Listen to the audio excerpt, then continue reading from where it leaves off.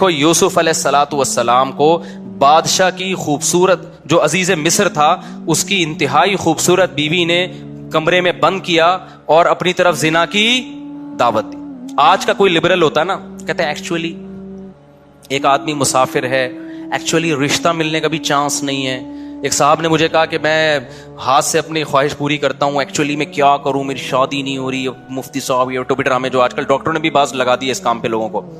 میں نے کہا میرے بھائی قرآن مجید میں اللہ کا حکم ہے الا علی ازواجہم, مرد اپنی خواہش بیوی کے علاوہ کسی اور راستے سے پوری نہیں کر سکتا. اچھا مسئلہ حیا کے خلاف ہے لیکن بتانا ضروری ہے, زوجہ سے کے ہاتھ کے ذریعے انسان ڈسچارج ہو سکتا ہے. حیا کے خلاف مسئلہ ہے لیکن یہ بہت پوچھتے ہیں لوگ, کچھ مسائل بولتے ہوئے مجھے خود ایک دماغ پہ بوجھ ہوتا ہے. تو زوجہ کے ساتھ تو یہ جائز ہے, اپنے ہاتھ سے اپنی خواہش پوری کرنے کی شریعت میں آپ کو اجازت نہیں ہے. تو آپ خوب سمجھ لو اللہ تعالیٰ نے مرد کو یہ حکم دیا ہے کہ وہ سوائے شادی کے اس کے پاس اپنی بیوی کے علاوہ اپنی خواہش پوری کرنے کا کوئی راستہ نہیں. اب اللہ آپ کی اس مجبوری کو مجبوری نہیں مانتے کہ ایکچولی میں سفر میں ہوں, میں اسٹڈی کے دوران تو میں ہینڈ پریکٹس سے اپنی خواہش پوری نہیں کروں گا تو میں ڈپریشن میں جاؤں گا. تو بھائی تو شادی کرنا بیٹھ کے. اگر آپ یہ کہتے ہو کہ مجھے رشتہ نہیں مل رہا تو اپنا معیار گراؤ. آپ بولو کہ میرے اسٹینڈرڈ کا نہیں مل رہا تو اسٹینڈرڈ کیا کرو, بولو نا کم کرو. آپ اللہ میاں کا یہ حکم ہے, اپنا اسٹینڈرڈ کیا کرو آپ کم کرو. یہ بھی قرآن میں ہے وَمَن لَّمْ يَسْتَطِعْ مِنكُمْ طَوْلًا أَن يَنكِحَ الْمُحْصَنَاتِ الْمُؤْمِنَاتِ فَمِمَّا مَلَكَتْ أَيْمَانُكُمْ. اللہ کہتے ہیں کوئی آزاد عورت شادی کے لیے خاندانی عورت نہیں مل رہی, کسی کی باندی سے شادی کر لو. عرب میں باندی کا لیول بہت کم ہوتا تھا اور اللہ نے فرمایا ذَلِكَ لِمَنْ خَشِيَ الْعَنَتَ مِنكُمْ, جس کو زنا یا برائی کا خطرہ ہے نا وہ یہ کام کرے. تو کیا مطلب اللہ کیا حکم دے رہے ہیں, اپنا اسٹینڈرڈ کیا کرو, بولو نا گرا دو. اور یہ اللہ نے مرد میں خواہش نفس مسلط اس لیے کی ہے کہ نہ چاہتے ہوئے بھی شادی کرے. یہ اس لیے نہیں کی ہے کہ ہاتھ سے فارغ ہو کر اپنے آپ کو ٹھنڈا کر لے اور شادی 10 سال کے لیے مؤخر کر لے. یہ تو مسلط کی گئی ہے کیونکہ شادی کو اسلام نے آپ پہ نہیں چھوڑا, فطرت نے آپ پہ نہیں چھوڑا. ہم اور آپ پہ چھوڑا ہوتا تو ہم 50 سال کے ہو کے بھی نہیں کر رہے ہوتے. جو کام انسانیت کی بقا کے لیے ضروری تھا نا اللہ نے وہ ہمارے مشورے پہ نہیں. اللہ چاہتے ہیں کہ نسل بڑھے تو اس لیے یہ چیز اللہ نے مسلط کر دی ہے کہ لوگوں سے اللہ مشورہ نہیں لیں گے کہ ایکچولی آپ کو کرنی چاہیے کہ نہیں کرنی چاہیے.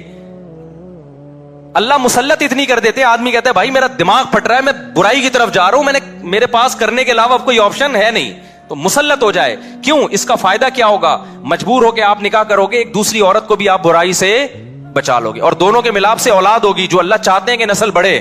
یہ تو فیملی پلاننگ والے کہتے ہیں کہ نہیں بڑھے, لیکن اللہ نہیں مانتا ان چیزوں کو. نہیں آ رہی بات, میرا خیال ہے.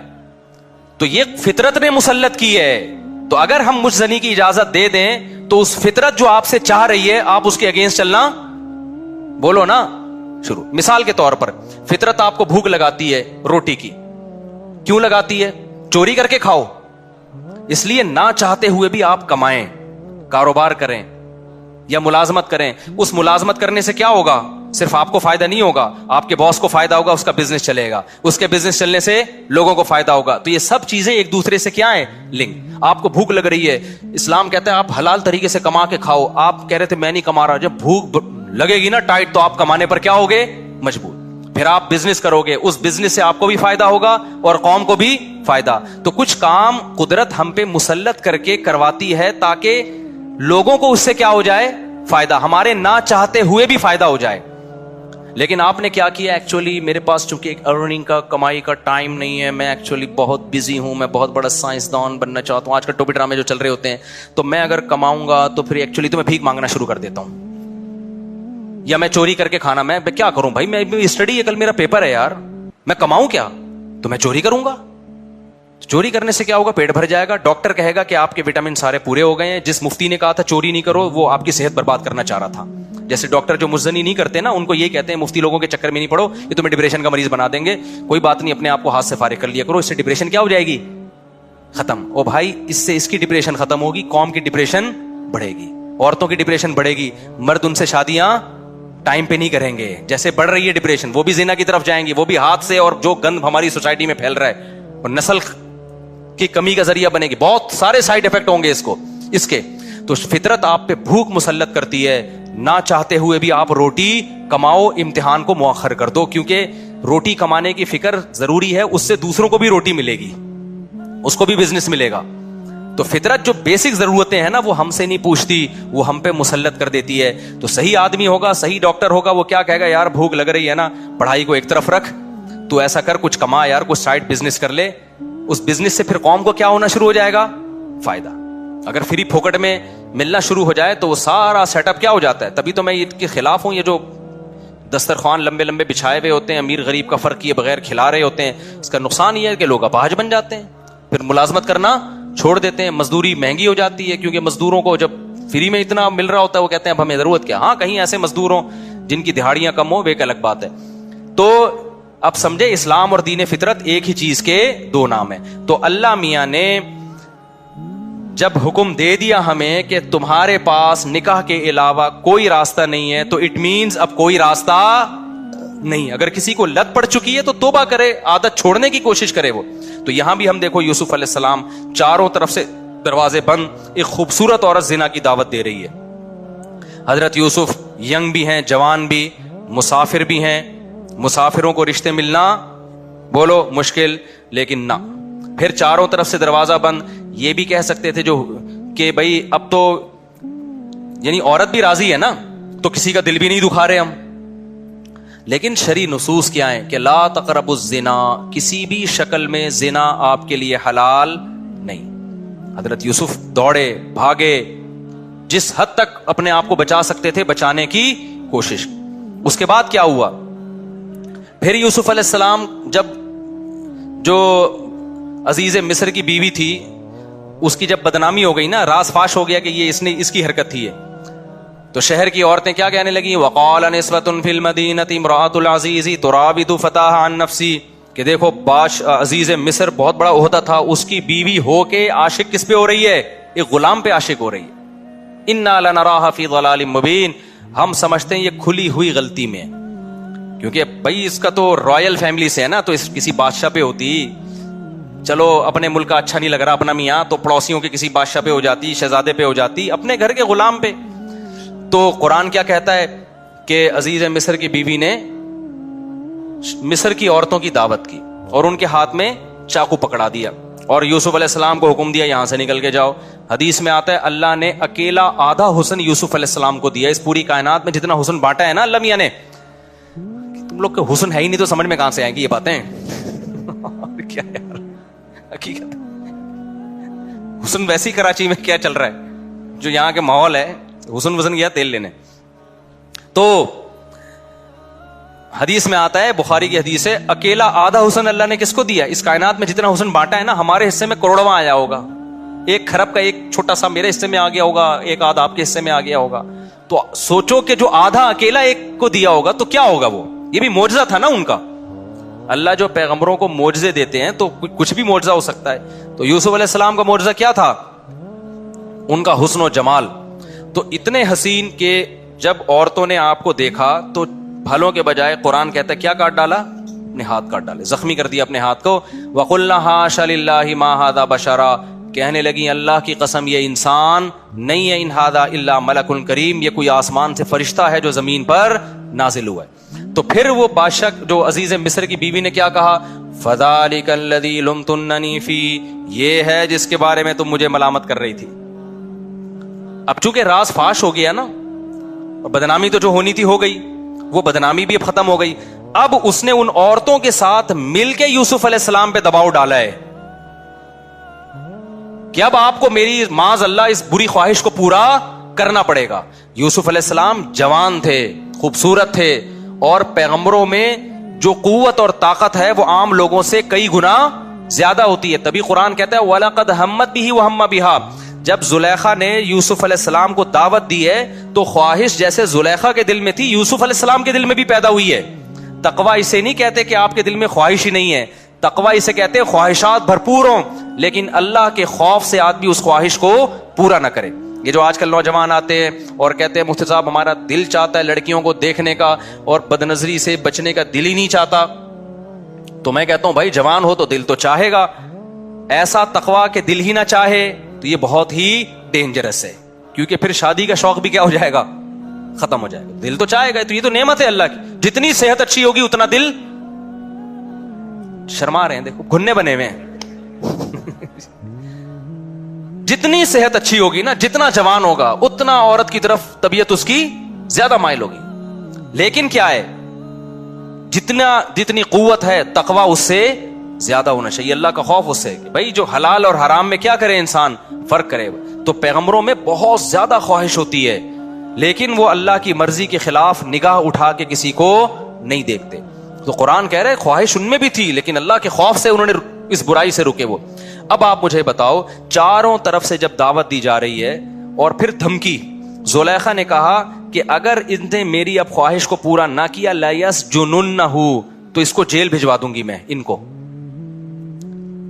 अब आप बताओ, अब कोई और होता तो कहता यार अब तो मैं क्या हूं, बोलो, तो मजबूर हूं यार, मैं मुसाफिर भी हूं, मेरे निकाह का भी पता नहीं यहां कोई इंतजाम होगा नहीं होगा, फिर ये मुझे उल्टा, मुझे मेरी बदनामी भी हो रही है, क्योंकि इल्जाम उल्टा किस पे डाला जा रहा है, माज अल्लाह नकले कुफर यूसुफ अलैहिस्सलाम उसकी तरफ चले जाते तो बदनामी भी ना होती।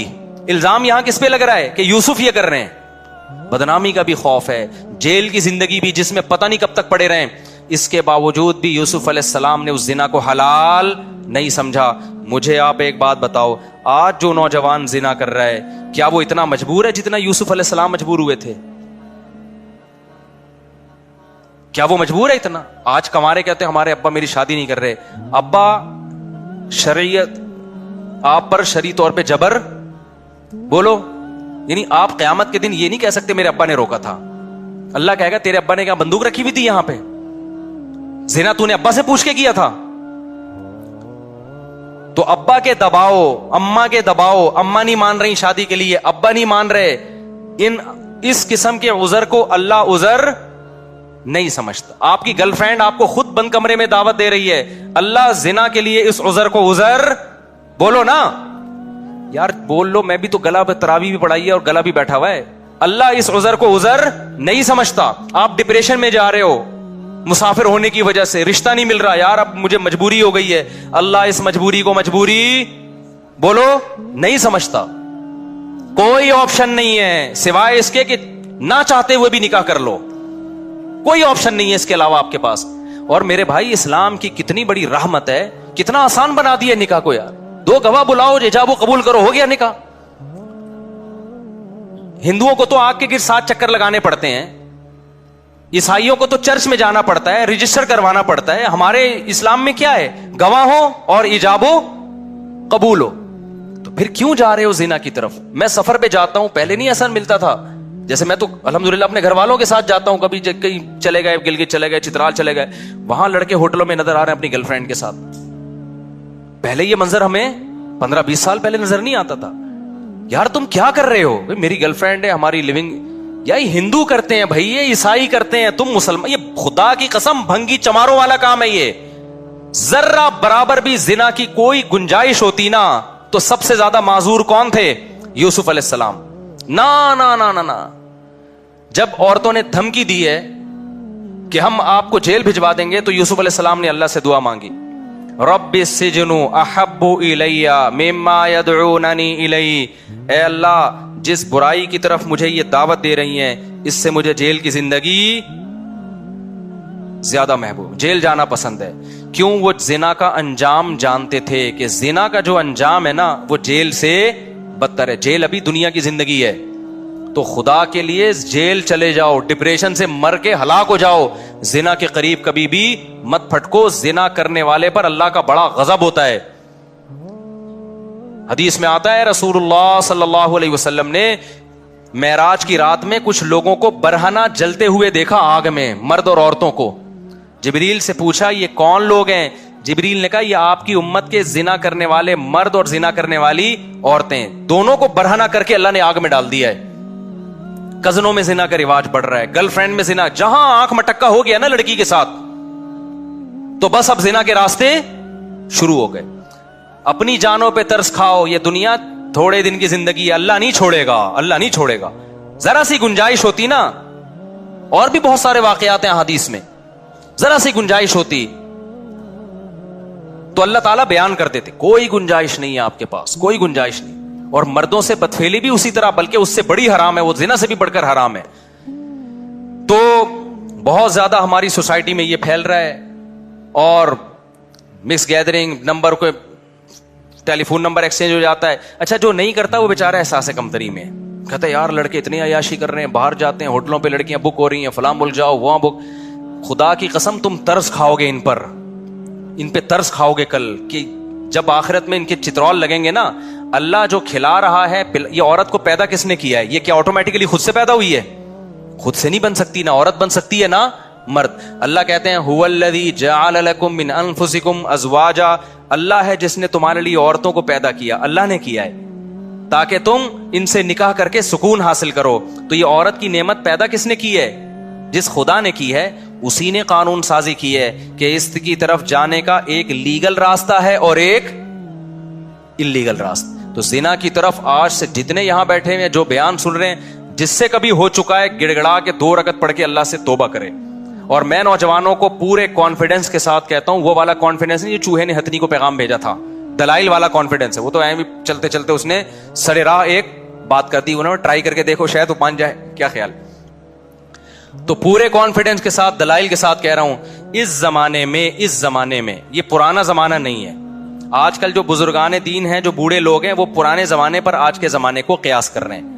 اس زمانے میں میرے بھائی جب تک حلال میں وسعت پیدا نہیں کرو گے, حرام سے بچنا ناممکن نہیں ہے لیکن مشکل. جس نوجوان کو زنا کا خیال آتا ہے نکاح کرے. وہ کتنے نوجوان میرے پاس آئے ہیں, شادی ہو چکی تھی پھر بھی زنا کی طرف جا رہے تھے, بیان سنا انہوں نے, مجھے آ کے بتایا مفتی صاحب پورا زنا کا ارادہ تھا, لیکن جب آپ کا بیان سنا تو ہم نے کہا یار جب اللہ نے نکاح کا راستہ رکھا ہے, ایک اور شادی کا راستہ رکھا ہے, میں برائی کی طرف کیوں جاؤں.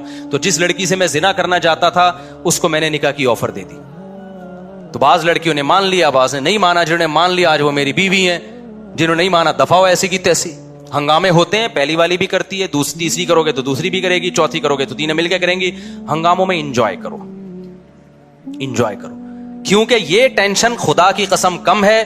زنا والی ٹینشن پہ جو نحوست نازل ہوگی نا, آخرت کا عذاب بعد میں آتا ہے. دنیا میں جو زانی کو سب سے پہلے جو عذاب ملتا ہے نا, وہ پتہ ہے کیا ملتا ہے؟ چسکا لگ جاتا ہے اس کو, اس کی زندگی سے سکون ختم. اب جب تک نہیں کرتا ڈپریشن میں جائے گا. 100 بار توبہ کرے گا, 100 بار توبہ کر کے توڑے گا. وہ اس کی جو گھریلو لائف ہے بیڑا غرق ہو جاتا ہے. اور یاد رکھو یہ جوانی آہستہ آہستہ ڈھلکتی ہے, پھر بڈھا جب ہو جائے گا پھر کوئی لفٹ بھی نہیں کراتی, نہ طاقت رہتی ہے, ٹھڑک کم ہونے کے بجائے بڑھ جاتی ہے. بڑھاپے میں جس نے جوانی میں زنا نہیں چھوڑا, خوب سمجھ لو بڑھاپے میں زنا کی چاہت کم نہیں ہوگی, کم ہونے کے بجائے, بولو نا کیا مسئلہ ہے آپ لوگ کے ساتھ, کم ہونے کے بجائے بڑھے گی.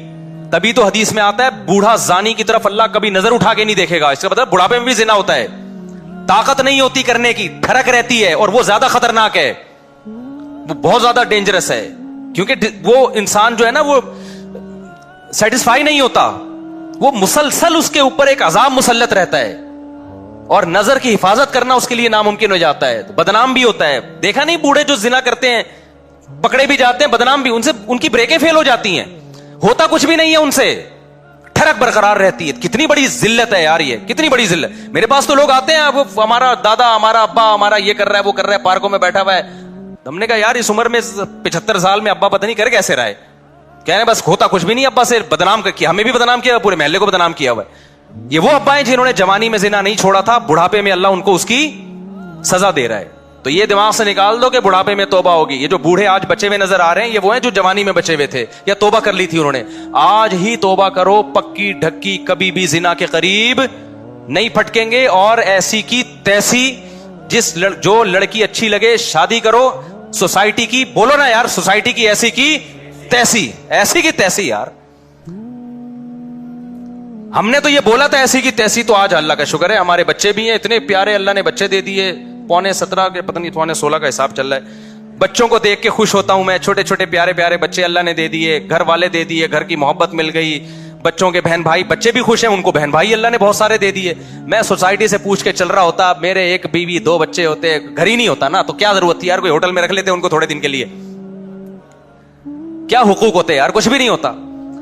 تو جس سے انسان نکاح کرتا ہے اس کا بھی فائدہ ہو گیا, گھر مل گیا, اولاد مل گئی, اولاد کو ابا مل گیا, سب کا فائدہ ہو رہا ہے. تو کیوں اپنا بھی نقصان کر رہے ہو, دوسروں کا بھی نقصان کر رہے ہو, حلال نعمت سے بھی محروم رہ رہے ہو. ایک ٹینشن ہے فساد, لڑائی اپنی جگہ سے. تو بیویوں سے محبت بھی کرو, ان کے حقوق بھی. دوسری شادی کرتے ہو پہلی کی حق تلفی نہ کرو, بلکہ اس کو تھوڑا زیادہ شروع میں ٹائم دو, اس کو گھمانے پھرانے لے جاؤ, تو عزت دو اس کو, لیکن کرو ضرور, کسی کی باتوں میں مت آؤ. اس زمانے میں برائی سے بچنے کے لیے حلال میں وسعت پیدا کرنا ضروری ہے. عورت بھی برائی سے بچے گی, آپ بھی. آپ نہیں کرو گے, چلو آپ بچ گئے, عورتوں کا کیا ہوگا جن کو رشتہ نہیں مل رہا؟ وہ برائی کی طرف جائیں گی, وہ سوسائٹی کے مردوں کو خراب کریں گی. میرے پاس اگر میں ڈائریوں میں واقعات لکھنا شروع کروں, ایک صاحب نے دوسری شادی کی کسی طلاق یافتہ سے, انہوں نے مجھے بتایا کہ میری بیوی کا بیان ہے کہ اگر میری اب شادی نہ ہوتی, اس نے میرے بیان سن کے شادی کی, کہتا ہے میری بیوی نے مجھے بتایا بڑے پاک دامن گھرانے سے اس کا تعلق تھا, پردے دار, کہتی ہے اللہ کی قسم میں زانی بن جاتی. اتنے لوگ میری عزتوں سے کھیلنے, کیونکہ جب طلاق ہو جاتی ہے نا, پھر دفتر میں جاب کر رہی ہے, سب کو پتا ہے طلاق یافتہ ہے, یہاں لائن مارنا آسان, پیچھے کوئی پوچھنے والا نہیں ہے. اتنے مرد لائنیں مار رہے تھے, اتنے مرد لائنیں مار رہے تھے. یار ایسی ایسی پاک دامن عورتوں کو ہماری سوسائٹی نے زانی بنا دیا ہے, اور مجھ پہ الزام لگاتے ہیں کہ 4 شادیوں کی بات کرتا ہے. ان عورتوں کا کوئی تو حل بتاؤ نا تم, یا تو ان کو کنٹینر میں جمع کر کے بم سے اڑا دو سب کو. تو اللہ نے جو قانون بنایا ہے نا, وہ صرف میرے اور آپ کے لیے نہیں ہے, وہ پوری سوسائٹی کو سامنے رکھ کے بنایا. یا تو یورپ والا سوسائٹی ایکسپٹ کر لو, بڑھاپے میں کتے, زنا اور یہ سب چیزیں ان کے, یا تو وہ, اگر وہ نہیں بن سکتے ویسے تو پھر پورا ویسے بننا پڑے گا جیسے کون کہہ رہا ہے, اسلام. تو ایسی کی, یہ لکھ کے چلے جاؤ, ایسی کی تیسی. وہ جو ہے نا, ابھی کسی نے میرے نام پہ وہ بنا دی, وہ جو ہوتے ہیں نا اسماعیلیاں, بولو بھائی کے نام سے بنا دی. جب سے واٹس ایپ پہ نا کوئی بات کوئی جواب نہیں دے رہا تو بولو بھائی اور میری تصویر لگی ہوئی ہے, تو ایک آپ اس کو کیا بولتے ہیں, ایموجی. تو ایک ایسا اسٹیکر بناؤ جس پہ وہ ایسی کی, اور اس کا مطلب اس میں کوڈ ورڈ ہے, یہ خفیہ پیغام ہے. ایسی کی تیسی کا مطلب پتہ ہے کیا ہے؟ ہم کریں گے 4. طلاق یافتہ سے کرو, بیوہ سے کرو, اپنی عمر سے زیادہ ہے, سمجھ میں آ رہی ہے کر لو. آج کل بھائی ناپا کرنے دیں گے آپ کو, بڑی عمر, اپنی عمر سے زیادہ ہے, اپنی عمر سے چھوٹی ہے, بچے ہیں بھائی, بچے ہیں, آپ کو سمجھ میں آ رہی ہے کہ کر لو یار, کوئی بات نہیں, بچے رکھ لو, کیا جا رہا ہے یار. تو دنیا مسافر خانہ ہے بھائی, ٹائم پاس کرو, ٹھیک ہے نا, ثواب کماؤ, آخرت کے لیے تیاری کرو. وہ ایسے ایکچولی معیار, ایک صاحب نے آج بتایا کہ وہ میرے بیٹا کا تھوڑا سا چھوٹا ہے, جو لڑکی کا رشتہ ہے وہ تھوڑی سی 1 انچ اونچی ہے. میں نے کہا فضول باتیں میرے سامنے آ کے نہ کیا کرے یار, وہ اتنی ایکچولی وہ جوڑ کے شادی نہیں ہے. تصویریں تھوڑی کھنچوانی ہے تم نے پروفائل میں جا کے یار, اچھا رشتہ ہے یار, 1 انچ لمبی ہے تو کر لو, کیا ہو گیا. بچے کم از کم تھوڑے سے قداور پیدا ہو جائیں گے. تم ٹھگنے ہو, بچے بھی اتنے سے ہو گئے, اتنے سے ہو, بیوی بھی اتنی سی آ گئی تو بچے اور چھوٹے. وہ ایک آدمی کی بیوی چھوٹی سی تھی نا, تو بچے کو کھلا رہی تھی اور کہہ رہی تھی جلدی جلدی کھانا کھاؤ, بڑے ہو جاؤ گے. تو وہ تنگ آ کے کہتا ہے, جل کے کہتا ہے یہ بڑے نہیں ہوں گے. کہہ رہے یہ بڑے, کہہ رہے یہ اور چھوٹے ہو جائیں گے. پھر کہتا ہے ان کے ساتھ کے پودے لائے تھا وہ بڑے ہو گئے. یہ حکم بخت اتنے کے. تو اتنا معیار اونچا کر لیا ہے, اتنا اونچا کر لیا ہے, تو چھوڑو یار اس سوسائٹی کے خول سے. اللہ روزوں کی برکت سے صحت عطا کرتے ہیں, بہت ساری بیماریوں سے نجات مل جاتی ہے. اور روحانی برکتیں کیا ہیں؟ انسان کے لیے دنیا میں سب سے مرغوب چیز خوراک ہے. خواہشات کی 2 قسمیں ہوتی ہیں. ایک خواہشات وہ ہوتی ہیں جن کا آپ کی باڈی سے تعلق ہے, جو باڈی کی نیڈ ہیں. ایک خواہشات وہ ہوتی ہیں جو اوپر کی خواہشات ہیں, لگژری لائف, گاڑی بنگلہ, اچھی ڈریسنگ, دیکھنے میں اچھا نظر آؤں, عزت ہو سوسائٹی میں, دولت ہو میرے پاس. یہ جو پہلی قسم کی خواہشات ہیں نا, جو آپ کی باڈی کی نیڈ ہے, یہ بہت ڈینجرس ہوتی ہیں. یہ 3 قسم کی خواہشات ہیں. ایک کھانے کی خواہش, پینے کی خواہش, اور ایک جنسی خواہش جسے کہا جاتا ہے, مرد اور عورت کی ایک دوسرے کی طرف اٹریکشن.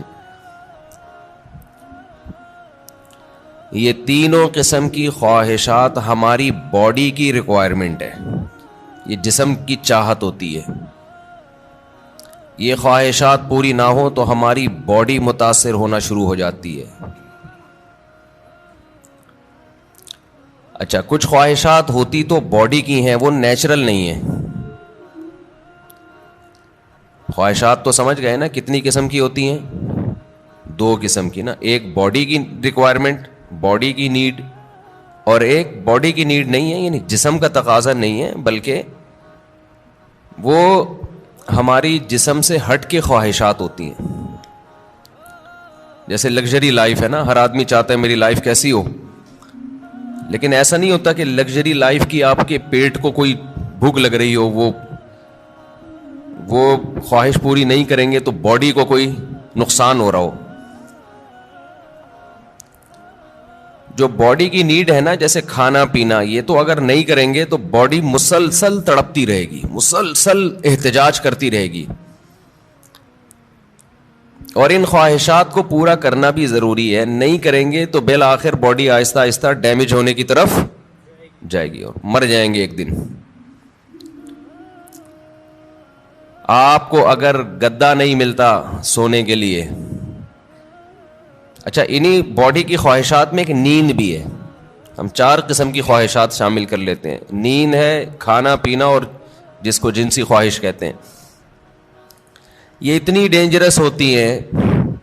جیسے نیند کی خواہش کو آپ دیکھ لو, اب گدے پہ سونا یہ باڈی کی نیڈ نہیں ہے, یہ کیا ہے, ایک لگژری لائف انسان گزارنا چاہتا ہے, اس کا تقاضا ہے کہ میرا گھر اچھا ہو, ایئر کنڈیشن روم ہو, اور ٹائلیں لگی ہوئی ہوں, اور فانوس لگے ہوئے ہوں.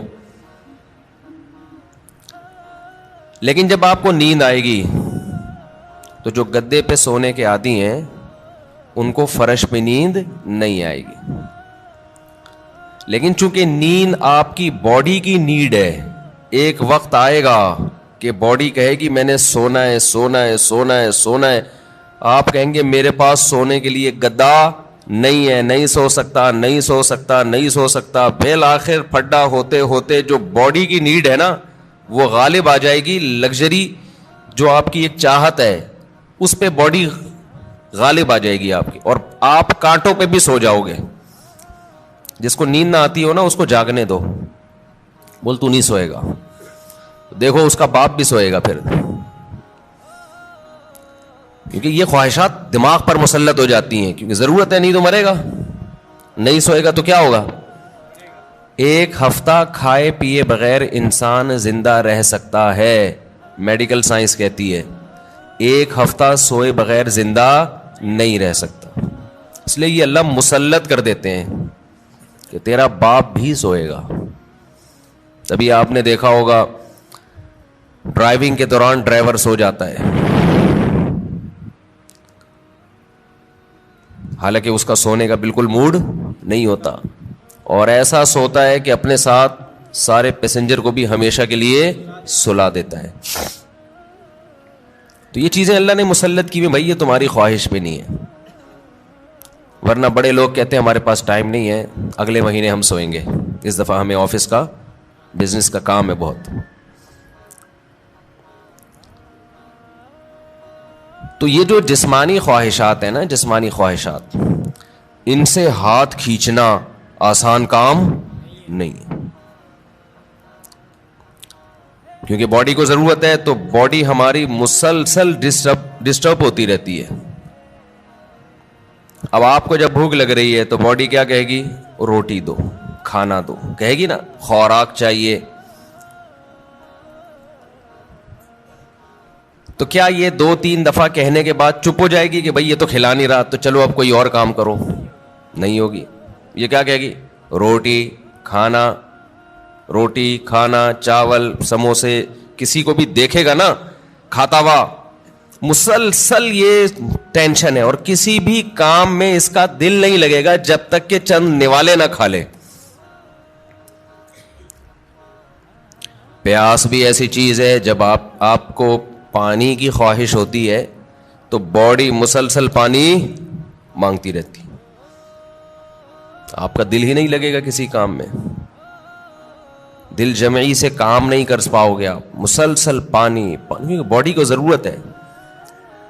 اور یاد رکھو جب ضرورت ہو باڈی خود بتاتی ہے, اس کے لیے ڈاکٹروں سے مشورہ نہیں لیا کرو کہ میں کتنے گلاس پانی پیا کروں. یہ چیزیں اللہ نے انسان کی باڈی میں انسٹال کر دی ہیں, اس میں میڈیکل سائنس کو زیادہ فری مت کرایا کرو. کھا بھی لیں پی بھی رہے ہیں, ڈاکٹر صاحب سے پوچھ کے کتنے گلاس پیوں, جتنے کی چاہت ہے وہ باڈی خود بتا دے گی. ہاں اگر باڈی صحت مند ہے اور کوئی الٹے سیدھے کام نہیں کر رہے. بعض دفعہ آپ کوئی الٹا کام کر رہے ہوتے ہو جس سے پھر باڈی دھوکہ دیتی ہے, جیسے جو لوگ چائے زیادہ پی رہے ہیں, کافی, تو کیفین کیا کرتی ہے کہ پیاس کا احساس ختم کر دیتی ہے, پیاس بجھا دیتی ہے اور باڈی سے پانی پیشاب بنا کے نکال دیتی ہے. ایک طرف پانی کی کمی ہو رہی ہے, دوسری طرف اس کمی کی کو پورا کرنے کے لیے باڈی کو جو احتجاج کرنا چاہیے باڈی وہ احتجاج نہیں کر رہی, تو پھر پانی کا پھر مشورہ ڈاکٹر صاحب سے لینا پڑے گا, کیونکہ پھر باڈی آپ کا جو جسم ہے نا وہ اس کی کھوپڑی گھوم جاتی ہے اس کو پتہ ہی نہیں چلتا کہ کب پانی کی ضرورت ہے کب پانی کی ضرورت نہیں ہے. تو نیچرل لائف جس کی ہوگی اس کی باڈی بتاتی رہے گی کتنا پانی چاہیے. جیسے کولڈ ڈرنک پینے سے پیاس بجھ جاتی ہے نا, تو پیاس تو وقتی بجھتی ہے لیکن پانی کی جتنی کمی پوری ہونی چاہیے وہ ہوتی نہیں ہے. تو یہ میں جو اصول بتاتا ہوں یہ ان لوگوں کے جو تمیز سے زندگی گزار رہے ہیں. ایسا نہیں سارا دن چائے کے کپ پھونکتے رہتے ہیں, کافی سارا دن پیتے رہتے ہیں. تو کیونکہ کافی اور چائے یہ نیچرل نہیں ہے, ہماری قدرتی غذا کا حصہ بول لو بھائی نہیں ہے. یہ تو بات کی ایجاد ہے کہ وہی کیفین باڈی میں جاتی ہے تو بلڈ کا سرکولیشن بڑھا دیتی ہے, تھوڑا ایکٹیو ہو جاتے ہو آپ. تو یہ مصنوعی ایکٹیونیس ہے, یہ کوئی سچی مچی میں جسم میں طاقت نہیں آتی ہے, سمجھتے نہیں. جیسے ایک ہوتی ہے کیفین, ایک ہوتی ہے نکوٹین. نکوٹین سگریٹ میں نا اور گٹکے میں, تمباکو میں, وہ ذرا اوپر کی چیز ہے, کیفین تھوڑی نیچے کی چیز ہے. تو فلسفہ دونوں کا سیم ہی ہے. وہ ذرا زیادہ ڈینجرس ہے نکوٹین ہے, تمباکو اور سگریٹ وہ بھی وہی کام کرتی ہے. چائے ذرا کمزور چیز ہے اس لیے اس کا وہ نقصان نہیں ہے, اس کا سگریٹ کا نقصان زیادہ ہے. پھر اس میں دھوئیں شوئیں بھی ملا لیں تو اور پھر اور باڈی آپ کی سارے وٹامنس دھوئیں سے کیا ہو جاتے ہیں, پورے ہو جاتے ہیں. تو ابھی ایک بہت باریک لڑکا آیا, سگریٹ پیتا تھا نا, اتنا باریک, اس کی شادی ہونے والی ہے. میں نے کہا دھواں نکلے گا, یہ رسک نہیں لینا آپ. ایک تو آپ اپنی صحت دیکھو اور سگریٹ کے کس طرح سے پھونک رہے ہو, تو جو اندر جا رہا ہے, جو ان پٹ ہوتا ہے آؤٹ پٹ وہی ہوتا ہے نا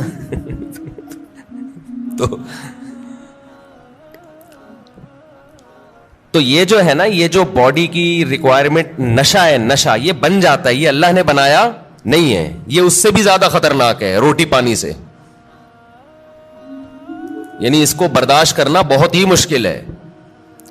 اللہ میاں نے تو آپ کو وہ چیزوں کی چاہتیں رکھی تھیں جو جس کی آپ کی باڈی کو ضرورت ہے. روٹی کی ضرورت رکھی, پانی کی چاہت رکھی اللہ تعالیٰ نے, اور جو اللہ نے خواہشات رکھی ہیں جو نیچرل ہیں. ہم نے کیا کیا, سگریٹ پی پی کے, دن میں 5-6 کپ کافیوں کے پی پی کے, اور پان گٹکے کھا کھا کے ہم نے اس سیٹنگ کو کیا کر دیا, خراب. اب آپ گٹکے اور پان والوں کو دیکھ لو, سگریٹ والوں کو دیکھ لو, افطاری میں لوگ کھجوروں کی طرف لپکتے ہیں, وہ کہاں لپکتے ہیں, سگریٹ کی طرف. وہ تو کھجور ایک سنت پوری کرنے کے لیے کھا لیتے ہیں, اس کے بعد پھر سٹے لگا رہے ہوتے ہیں بیٹھ. کتنی بڑی نحوست ہے یار, ہے یا نہیں ہے؟ کیسا اپنے ہاتھوں سے اپنے آپ کو برباد کر رہے ہو. اللہ کا کتنا بڑا فضل ہے, ہمارے ماں باپ نے ہمیں سگریٹ پان گٹکے سے ہمیشہ بچایا. ہمارے ماں باپ کا بہت بڑا احسان ہے. اللہ ان کی قبروں کو نور سے بھر دے, ان کی پر اللہ بہت رحمت نازل کرے. بڑا کردار ہوتا ہے والدین کا اس میں. بالکل بچوں کو قریب نہ جانے دو. ہم تو ایک دفعہ, مجھے یاد ہے میں نے ایک دفعہ سگریٹ پی تھی چھپ کے, وہ بھی ایسے کہ ہمارے ایک رشتے کے تایا لگتے تھے, وہ پیتے تھے, رشتے کے تایا, دور کے تایا. انہوں نے پھینکی تو ہمیں شوق تھا تھوڑی تحقیقات کا کہ یار یہ کیا ہے, اس میں اتنا شوق سے یہ صبح شام سٹے لگاتے ہیں.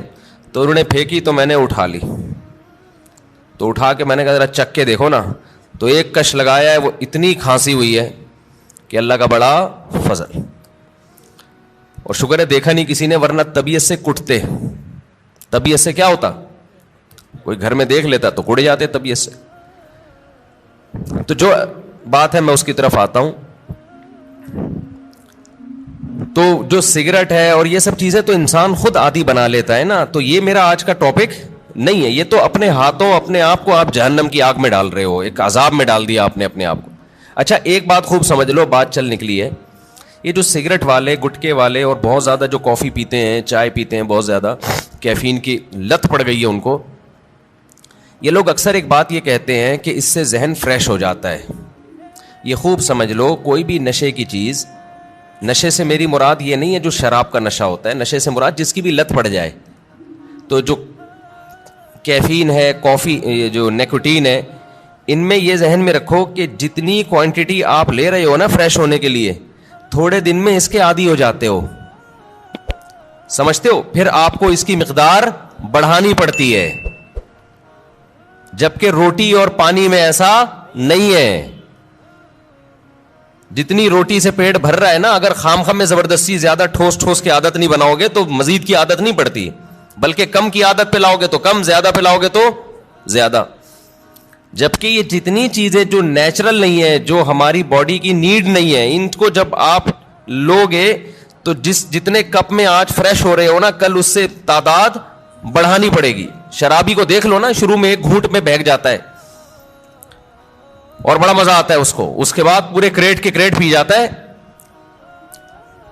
لیکن اس کو وہ نشہ نہیں آتا جو پہلے دن ایک گھونٹ میں آیا تھا اس کو. تو یہ خود ایک عذاب ہے کہ آپ سمجھ رہے ہو فریش ہو رہا ہوں, بھائی آپ فریش نہیں ہو رہے, اس سے آپ کا دماغ تازہ نہیں ہو رہا, دماغ کو اس کی عادت پڑ رہی ہے, اب اس کو مزید چاہیے. تو بالآخر ایک نہ ایک وقت جا کے بریک لگانی پڑتی ہے آپ کو. تو پہلے ہی نہیں لگا لو, اچھا ہے, کیا خیال ہے, شروع میں ہی چھوڑ دو ان چیزوں کو یار. تو یہ جو ہماری باڈی کی نیڈ ہے نا, کھانا پینا اور یہ جو خواہشات ہیں, جو یہ ان کا برداشت کرنا یہ بہت مشکل ہے. اور رمضان میں اللہ انہی 3 چیزوں پہ پابندی لگا دیتے ہیں.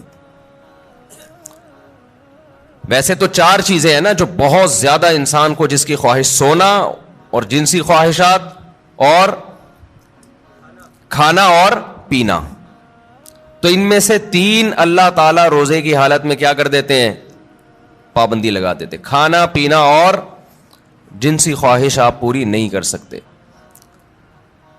سونے پر اللہ پابندی نہیں لگاتے, یہ اللہ کی رحمت ہے. اللہ چاہتے تو رمضان میں سونے پر بھی پابندی لگا دیتے, لیکن ما جعل علیکم فی الدین من حرج, قرآن کہتا ہے ہم نے دین میں تنگی نہیں رکھی. ایسا دین بنایا جو ہر دور میں ہر انسان کے لیے سوٹیبل ہو, اس کے لیے اس پر عمل کرنا ممکن. نیند کا سیٹ اپ, اس میں زیادہ پریشانی ہو جاتی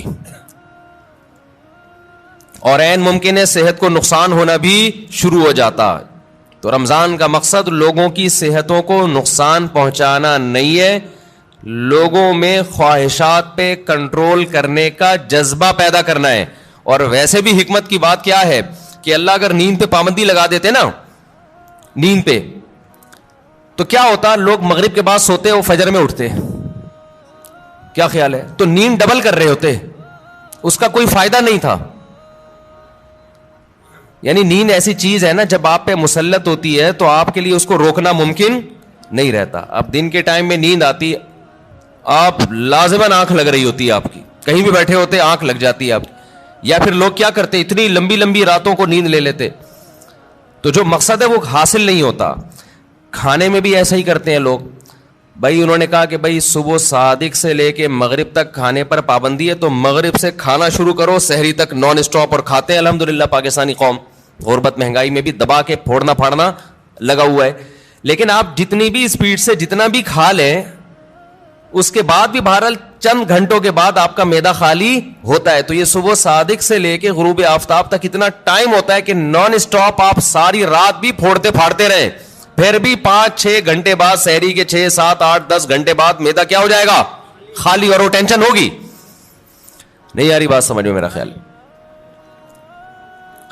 تو اللہ میاں نے ہم سے نا یہ قربانی دلوائی ہے رمضان میں کہ تھوڑا منہ کو کیا کرو, کنٹرول. سب سے بڑا مسئلہ ہم نے علماء سے سنا ہے کہ جس آدمی کا اپنے منہ پہ کنٹرول نہیں ہے, باقی کسی خواہش پہ وہ کنٹرول نہیں کر سکتا. اور یہ بالکل درست بات ہے. دیکھو دنیا میں 2 قسم کے فلسفے ہیں, اس پر تو غیر مسلم اور مسلم سب کا اتفاق ہے کہ انسانیت کو کامیابی کی طرف لے جانا چاہیے, ہے یا نہیں؟ بھائی امریکہ بھی یہی بات کرتا ہے, انسان کو کس طرف لے کے جاؤ, کامیابی. جاپان والے بھی کہتے ہیں بھائی ایک سکسیسفل نیشن بننا چاہیے ہمیں, کامیاب بننا چاہیے ہمیں, اور اسلام بھی یہی کہتا ہے.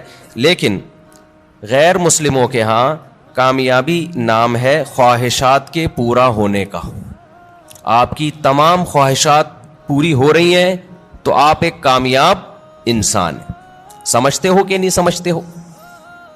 اگر آپ کی ہر خواہش پوری ہو رہی ہے تو آپ کیا ہیں؟ کامیاب.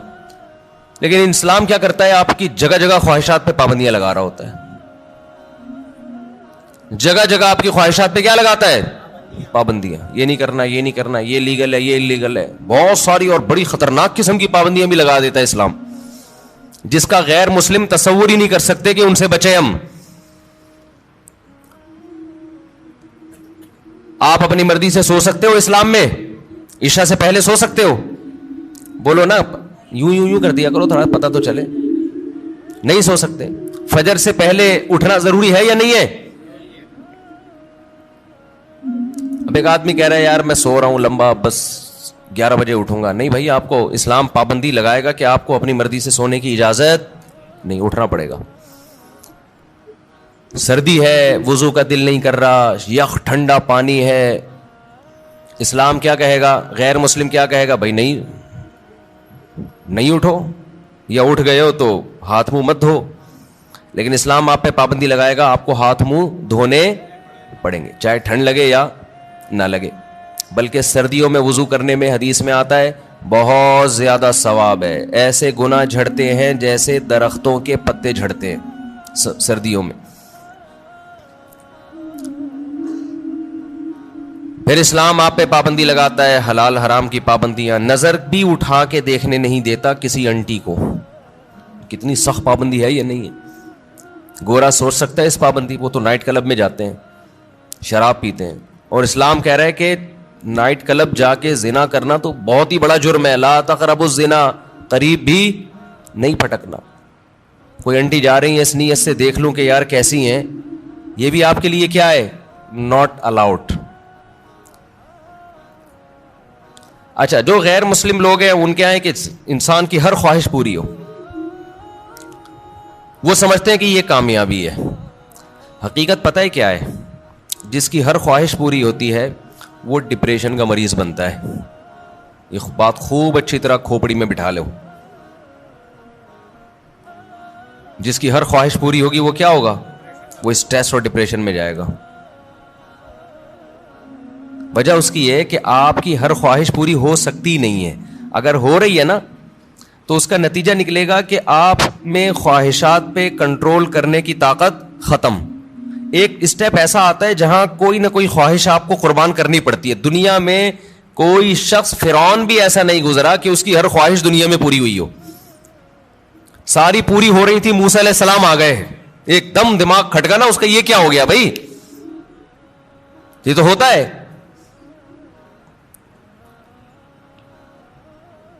جتنی بھی آپ کے اندر خواہشات ہیں نا, پوری کرتے رہیں, کہیں نہ کہیں آ کے قدرت کی طرف سے بیریئر کھڑے ہو جاتے ہیں آپ کی راہ میں, اور آپ خواہشات پوری کرتے کرتے یوز ٹو ہو چکے ہوتے ہو. آپ کو خواہشات پہ کنٹرول کرنے کی عادت نہیں رہتی. پھر آپ جاتے ہو اسٹریس میں, ڈپریشن میں, اور چیخو پکار, مار دھاڑ. جیسے جو بچے زیادہ لاڈ پیار میں پلتے ہیں وہ بچے شور شرابہ زیادہ مچاتے ہیں.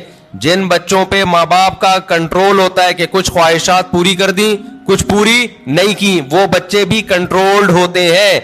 یقین نہ آئے تو جا کے مشاہدہ کر لو. میں نے بہت سے بچے ضدی دیکھے, چیزیں اٹھا کے پھینک رہے, کوئی بات نہیں مانتے. وجہ اس کی ہے کہ ماں باپ ان کی ہر بات مانتے ہیں. نہیں آ رہی سمجھ میں؟ پتہ نہیں آپ لوگ لاڈلے بچے ہیں اپنے ماں باپ کے یا لاڈلے نہیں ہیں, تو اب یہ تو اللہ ہی جانتا ہے. لیکن ہم نے ایسے بچے مارکیٹ میں دیکھیں, ہر خواہش پوری ہو رہی ہے, بچہ چڑچڑا ہو گیا. اچھا, جس بچے کے ساتھ اس کا کوئی بہن بھائی نہ ہو وہ بھی چڑچڑے ہو جاتے ہیں. اس کی وجہ یہ کہ بہت زیادہ لاڈ پیار اس اکلوتے کو مل جاتا ہے. کیا ہوتا ہے؟ اکلوتے. دوسرا مارکیٹ میں قریب العمر ہوتے نہیں ہیں, 2-4, تو ماں باپ کی ساری لاڈ کا اور پیار کا مرکز یہ اکلوتا, اس کی ہر خواہش پوری. آپ میں سے کوئی اکلوتا ہو تو پیش کی معذرت. نتیجہ کیا نکلتا ہے؟ اس کی طبیعت میں چڑچڑاپن پیدا ہونا شروع, مار دھاڑ. وہ سوسائٹی میں بسا اوقات ایک کامیاب انسان بن کے سروائیو نہیں کر پاتا. اچھا, ہمارے ایک ریلیٹیو کے یہاں نا ایک بچہ ہوا, پھر ان کے یہاں فوراً دوسرا ہو گیا اگلے سال. رپورٹ دیکھیں, رپورٹ. ہوا یہ ہے کہ جب فوراً دوسرا آ گیا 1-2 سال کے بعد مارکیٹ میں, تو جو پہلا والا تھا نا, اب اس کو تھوڑی سی جیلسی بچوں میں ہوتی ہے کہ دوسرے کو پیار کرو تو اس کو غصہ آ رہا ہے کہ اس کو کیوں پیار کر رہے ہو. بچے کرتے ہیں ایسے, آپ نے دیکھا ہوگا. تو لوگ کہہ رہے ہیں کہ یار یہ جو ان کے ریلیٹیو ہے نا, کہنے لگے کہ یہ غلط ہوا, پہلے والے کے ساتھ ظلم ہوا ہے. ابھی اس کی عمر تھی, اس کو محبتیں ملتی, توجہ کا مرکز بنتا. مارکیٹ میں دوسرا آ گیا, جو محبت پوری اس کو ملنی چاہیے تھی وہ ڈیوائڈ ہو کے آدھی کہاں جا رہی ہے, تو یہ پہلے والے کے ساتھ ظلم ہے. سمجھتے ہو بات کو؟ تو بھائی یہ پہلے والے کے ساتھ ظلم نہیں ہے, اس کی ٹریننگ کا حصہ ہے کہ تو دنیا میں اکیلا باپ نہیں ہے, تمہارے بہن بھائی بھی ہوں گے. ابھی سے اس کے اندر برداشت پیدا ہو رہی ہے. حقیقت ہے, اس کے دل میں ایک جذبات ہوتے ہیں حسد کے. بچوں میں ہوتا ہے, بہت زیادہ جیلسی ہوتی ہے بچوں میں. ایک کو کچھ دو نا تو دوسرے کو ضرورت نہیں بھی ہو, صرف اس کو تپانے کے لیے مانگتا ہے کہ مجھے کیوں نہیں دیا. تو یہ جو برداشت اس میں پیدا ہوگی نا, جب ماں باپ دوسرے کو پیار کر رہے ہو, اس کو غصہ آ رہا ہے, یہی غصہ قدرت چاہتی ہے کہ آئے تاکہ اس میں کنٹرول پیدا ہو. یہ نہیں ہوتا نا تو یہ بڑے ہو کر عذاب بنتا ہے. پھر بڑے ہو کر پھر کیا ہوتا ہے کہ یہ کیوں آ گیا دنیا میں, میرے باپ کی وراثت جو مجھے ملنی تھی اس کو کیوں مل رہی ہے, یہ اس میں شریک کیوں ہو رہا ہے. پھر یہ یہاں تک جاتا ہے معاملہ. شروع میں یہ مسئلہ کیا کر دو, ختم کر دو کہ بیٹا اس گھر میں اور بھی ہیں, اور ممکن ہے مفتی صاحب کے ابھی میں بیانات سننا شروع کیے تو اسپیڈ اور بھی بڑھ سکتی ہے ہماری, این ممکن ہے. اگلے سال نیا ماڈل بھی آ سکتا ہے. تو اب یہ جلتے ہی رہو بیٹھ کے, یار اسی کو قبول کرو. اور پھر ایک اہم بات یہ کہ بچہ ماں باپ کی توجہ کے لیے بہن بھائی کو وقتی طور پہ برداشت نہیں کرتا, لیکن اللہ نے ایک ایسا بچے میں ایک سافٹ ویئر ڈالا ہوا ہے کہ وہ اپنے بہن بھائیوں سے محبت بھی ٹوٹ کے کرتا ہے. یہ تو آپ اس کو دے رہے ہو نا, ماں باپ اس نئے ماڈل کو جب پیار کرتے ہیں, محبت دیتے ہیں, تو پرانے ماڈل کو تکلیف ہوتی ہے. یہ ہے اس کی جیلسی. لیکن آپ ذرا کوئی تھرڈ پرسن اس نئے ماڈل کو ہاتھ اٹھا کے دیکھے, پرانا ماڈل آڑ بن کے کھڑا ہو جائے گا کہ میرا بھائی ہے, میری بہن ہے, تو کون ہوتا ہے ہاتھ اٹھانے والا. تو یہ جو محبت اور قربانی کا جذبہ ہے, یہ بھی نئے اور پرانے میں جب کم وقفہ ہوگا اور نیا ماڈل جلدی آئے گا, تو پرانے ماڈل میں اپنے بہن یا بھائی کے لیے لڑنے کا جذبہ یہ بھی جبھی پیدا ہوگا. نہیں آ رہی بات؟ اور یہ تھوڑا سا نئے اور پرانے کو بڑا ہونے دو, پھر ان کے آپس میں کھیل کود دیکھو, محبتیں دیکھو کیسی ہوں گی. تو یہ جو فضول قسم کے لبرل لوگوں کی فضول باتیں ہیں نا کہ ابھی تو پرانے والے کو ٹائم زیادہ چاہیے تھا, ایکچولی نیا والا آ گیا مارکیٹ میں, تو ایکچولی یہ ٹوپی ڈرامے یہ کسی اور کو گنتیاں سکھانا جا کے ساری نیچرل لائف کا بیڑا غرق کر دیا. بچے کو اپنے جیسا بچہ چاہیے بھائی کھیلنے کودنے کے لیے, اس کو ماں باپ سے زیادہ ضرورت بہن بھائیوں کی ہے. ماں باپ تو صرف کیئر کرتے ہیں کہ کیا کر رہا ہے, خراب تو نہیں ہو رہا, سٹے تو نہیں لگا رہا, ایسا تو نہیں تایا نے سگریٹ پھینکی اٹھا کے پی رہا ہے. ماں باپ کا کام صرف یہ نگرانی کرنا ہے. باقی تو اس کو جو اس کی جو انٹرٹینمنٹ والی لائف ہے, جو اس کو انٹرٹین کرے گی, وہ تو بہن بھائی کریں گے. خوش رہے گا, کھیلے گا, کودے گا, انہیں کے سے سیکھے گا, مارے گا, روئے گا, پٹے گا بھی, پیٹے گا بھی. یہی تو لائف ہے اس کی. ہر خواہش پوری ہونے سے انسان بنتا نہیں ہے بلکہ بگڑتا ہے. بچوں کی سیلف ریسپیکٹ, ہم بھی اس کے قائل نہیں ہے کہ بچوں کو مارا پیٹا جائے, ماں باپ بگاڑ دیتے ہیں مار پیٹ کے, لیکن یہ جو سیلف ریسپیکٹ اور یہ ابھی اس کو بڑا ہونے دو میرے بھائی, ابھی چھوٹا ہے, ابھی اس کو تربیت کی ضرورت زیادہ ہے. اس کو بدتمیزی مت کرنے دو بڑوں کے ساتھ. اس کو بتاؤ تم چھوٹے ہو ابھی بیٹا, تم ہمارے باپ ہم ہی ہیں, محبت ملے گی آپ کو, لیکن ہمارے باپ بننے کی کوشش مت کرنا. جو گھر میں پکے گا تیرا باپ بھی وہی کھائے گا. وہ میرا بیان مشہور ہوا تھا نا, پاٹھا کھا لو پاٹھا. بچوں سے مائیں پوچھتی ہے نا, بیٹا پاٹھا کھا لو, نہیں پاٹھا نہیں کھاؤں گا. اچھا چلو ڈبل روٹی کھا لو, نہیں ڈبل روٹی نہیں کھاؤں گا. اچھا چلو اس پہ یہ جیم لگا دوں, نہیں جیم کیوں لگایا. یہ وہ پورا بڑا زبردست میم چلی تھی وہ. تو وہ اس کی اماں آخر میں اس کو جب سمجھایا جائے ایک تھپڑ لگا, یہ کھا لے گا, جو تو کھلائے گی وہی کھائے گا. تو کہتی نہیں بچوں کو موٹیویٹ کرو. اس میں نے کہا تھا موٹی تو اپنا تو ویٹ کر, پہلے تجھے خود اپنے منہ پہ کنٹرول نہیں ہے تو بچے کو کہاں سے تو کنٹرول سکھائے. ہماری والدہ تو ہمیں بتاتی تھی یہ کھا لو, اور چمٹا گرم گرم ہوتا تھا. بعض دفعہ مجھے بچپن سے شوق تھا مرغوب غذائیں کھانے کا. آلو کی بھجیا پکی ہوئی ہوتی تھی بعض دفعہ گھر میں, اور مولی کی پتہ نہیں پتے بعض دفعہ ہماری اماں کو بڑا شوق تھا. ہمیں نوالا حلق سے ہی نہیں اترتا تھا, ہمیں نہیں یاد پڑتا. ہماری اماں نے کہا چل تمہارے لیے میں یہ کر لیتی ہوں, یہ کھانا پڑے گا آپ کو, گھر میں کیا ہے یہی پک. تو اب ہم نہیں غصہ کر سکتے تھے. ہماری اماں چمٹا دکھاتی تھی, چمٹا یہ لگے گا, لگاتی نہیں تھی لیکن ڈراتی تھی. اور جب ہم دیکھتے تھے کہ ہمارے والد صاحب بھی وہی کھا رہے ہیں, ہم سوچتے تھے ہمارا باپ بھی یہ کھا رہا ہے تو تیرے باپ کو بھی یہ کھانا پڑے گا. اور یہ ذہن میں رکھو, یہ جو خواتین پریشان ہوتی ہیں ایکچولی بچے کی غذائی ضرورت پوری نہیں ہو رہی, بچہ ایکچولی وہ جو آلو کی بھجیا پکی ہے وہ کھا نہیں رہا, تو ایکچولی اس سے منرلز کی کمی, بچے میں کوئی کمی نہیں ہوتی. اتنا زیادہ ضروری نہیں ہے کھانا پینا جتنا بنا لیا لوگوں نے. بڑھے گا وہ, اس کا باپ بھی بڑھے گا. یہ جو قد بڑھتا ہے نا, ڈاکٹروں سے ہم نے پوچھا ہے, کہتے ہیں بھائی یہ جس کا بڑھنا ہے نا اس کو کم کھلاؤ گے تو بھی جائے گا وہ اوپر, جس کا نہیں بڑھنا نا, جس کے باپ دادا ہی سارے چھوٹے چھوٹے سے ہوں تو جینز میں ہی اس کے قد نہیں ہے, تو اس کو آپ کتنے بھی پراٹھے کھلا دو, مرغیاں کھلا دو, دودھ پلا دو, وہ اس کا باپ نہیں بڑھا تو یہ کہاں سے بڑھے گا. سمجھتے ہو, اکثر بتاتا ہوں نا, ایک آدمی نے ایک چھوٹے سے قد کی خاتون سے شادی کر لی تو بچے بڑے ہی نہیں ہو رہے تھے, تو وہ خاتون کھلا رہی ہیں بچوں کو, بیٹا کھا لو بڑے ہو جاؤ گے. کہتا ہے یہ بڑے نہیں ہوں گے, یہ اور چھوٹے ہوں گے, ان کے ساتھ کے پودے لایا تھا وہ بڑے ہو گئے ہیں, یہ اتنے کے اتنے ہی ہیں.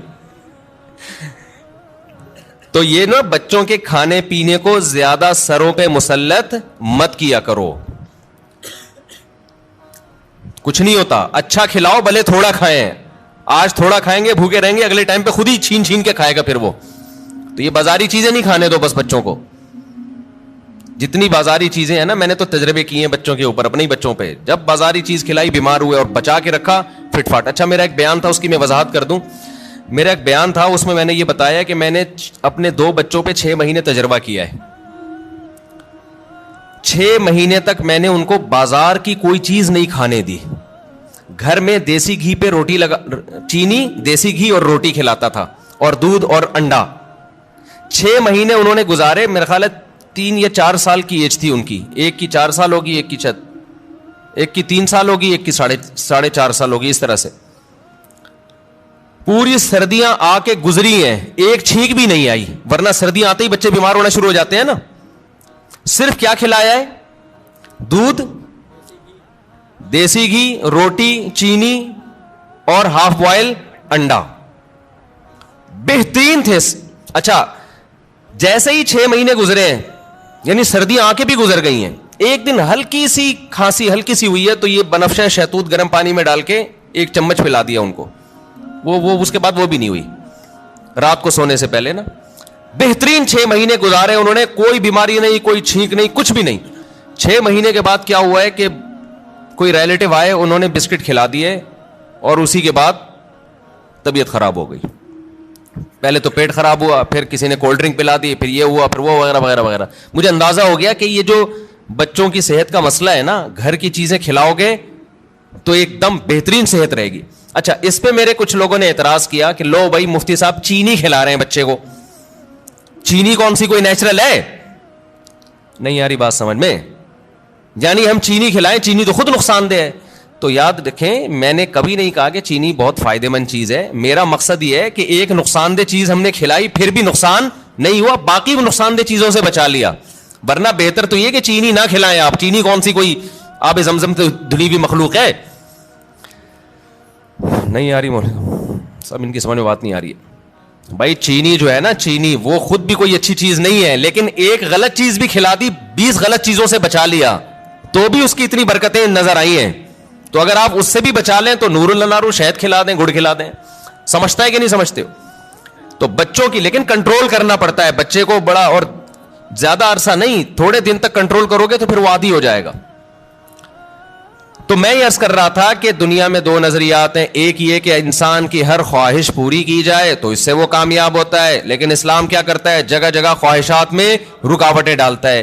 تو خوب سمجھ لیں, جس کی ہر خواہش پوری ہوتی ہے وہ کامیاب نہیں ہوتا, بلکہ وہ اسٹریس اور ڈپریشن کی طرف جاتا ہے. بالکل اس کی مثال ایسے ہے جیسے آپ جسم پہ جب ویٹ اٹھاتے ہو, جسم میں اپنی خواہش کے خلاف حرکت کرتے ہو تو جسم بیمار ہونے کے بجائے صحت مند ہوتا ہے. اور آپ جسم کی اپنی خواہشات پر عمل کرنا شروع کر دو, جسم چاہتا ہے بیٹھا رہوں نہ اٹھوں, آپ بیٹھے رہو نہ اٹھو. جسم چاہتا ہے دوڑوں نہیں, صرف چلوں, آپ نہ دوڑو چلو. پھر جسم چاہتا ہے چلو بھی نہیں, بیٹھے ہی رہو, سوتے ہی رہو.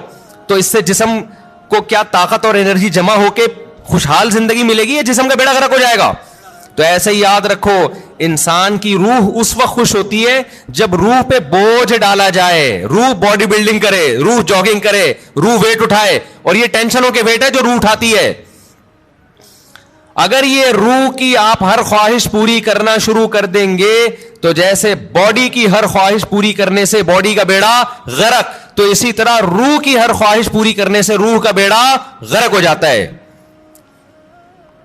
سمجھ میں نہیں آ رہی میرا خیال ہے بات؟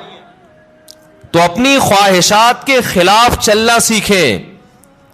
ہاں, ہر خواہش کی مخالفت نہیں. جیسے آپ نے باڈی, جب جو لوگ جم جاتے ہیں ویٹ اٹھانے کا دل کرتا ہے کیا؟ نہیں کرتا نا, بس جسم پہ بوجھ ڈال کے اٹھا رہتے, تبھی وہاں کی آوازیں بھی آ رہی ہوتی ہیں. اگر مزہ آ رہا ہوتا تو ویٹ اٹھاتے واہ واہ واہ ہنسی آ رہی ہوتی. ایسا تھوڑی ہے. تو اسی طرح یاد رکھیں, ہاں ویٹ حد سے زیادہ اٹھائے گا تو باڈی خراب ہو جائے گی. اسی طرح روح پہ جب بوجھ حد سے زیادہ پڑ جاتا ہے تو پھر روح خراب ہونا شروع ہوتی ہے. لیکن یہ اللہ کی رحمت ہے کہ اس نے ہماری روح پہ حد سے زیادہ بوجھ ڈالا ہی نہیں ہے. اگر اللہ کہہ دیتا 24 گھنٹے کے روزے رکھو پورے رمضان, اور سحری میں صرف 10 منٹ کھانے کی اجازت ہے, 23 گھنٹے 50 منٹ بھوکے رہنا ہے, 10 منٹ کیا کرنا ہے, کھانا کھانا ہے, تو شاید یہ ہماری طاقت سے زیادہ بوجھ ہم پہ ڈال دیا جاتا. مرتے پھر بھی نہیں, اتنی جلدی مرتا نہیں ہے آدمی بھوک سے, یاد رکھو. لیکن یہ ممکن ہے کہ ہم پہ ہوتا نہیں ہم سے. ما جعل علیکم فی الدین من حرج, اللہ کہتے ہیں اعتدال سے بوجھ ڈالا ہے. اللہ کہہ دیتا 50 نمازیں پڑھو تو پڑھنی پڑتی کہ نہیں پڑھنی پڑتی؟ کتنی ٹینشن والا کام ہو جاتا بھائی, کتنی ٹینشن والا کام. اللہ میاں نے 5 رکھی, اور وہ بھی دن کے 2 کناروں پر رکھ دی 2 نمازیں, اور صرف عصر اور مغرب ایسی ہیں جو جلدی جلدی آتی ہیں, ورنہ بڑا فاصلہ ہے ان 2 نمازوں کے درمیان.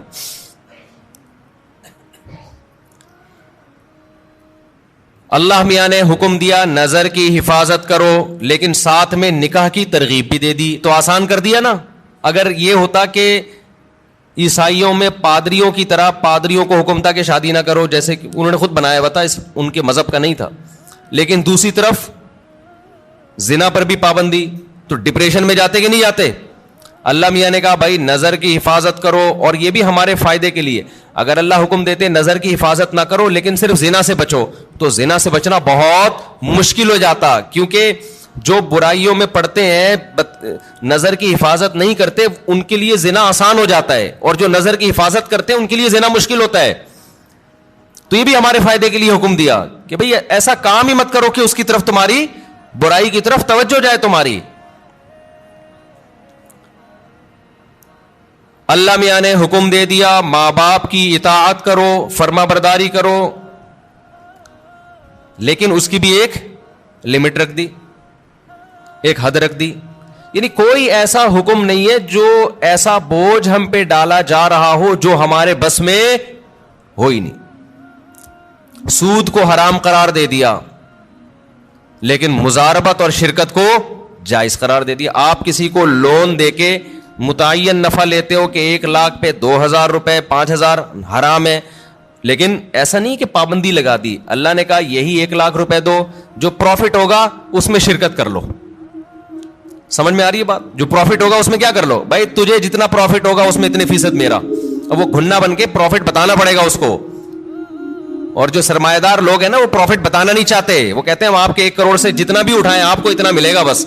اسلام کہتا ہے نہیں بھائی, پیسہ اس کا لگ رہا ہے تو اس کو بتاؤ تو صحیح کتنا کما رہا ہے تو. ابے 1% بھی دو گے نا آپ.